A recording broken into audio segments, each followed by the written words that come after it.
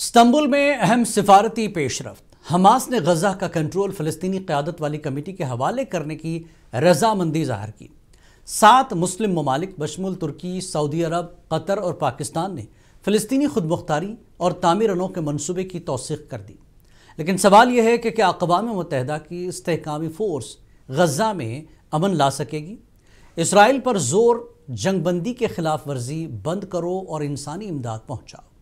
یہ فیصلہ اب دنیا کے ہاتھ میں ہے کہ آئی ایس ایف میں فوج بھیجنی ہے یا نہیں، اور ساتھ ہی کچھ خدشات بھی ظاہر کیے گئے کہ یہ کچھ جواب طلب سوالات باقی ہیں، جیسے کہ آئی ایس ایف کا مینڈیٹ کیا ہوگا، اس میں کس کو شامل کیا جائے گا اور اس کی شمولیت کے اصول کیا ہوں گے، جبکہ بین الاقوامی فوج میں کون شامل ہوگا، اس پر اسرائیل نے پہلے ہی مداخلت کا اشارہ دے دیا ہے۔ آپ کا خیال کیا ہے؟ غزہ میں امن کب قائم ہوگا؟ کمنٹ کریں اور باخبر رہنے کے لیے دیکھیں عالمی منظرنامے پر خصوصی پیشکش بیونڈ بارڈرز، روزانہ رات 9:30 بجے صرف منصف ٹی وی پر۔ منصف ٹی وی کو لائک، شیئر اور سبسکرائب کرنا نہ بھولیں۔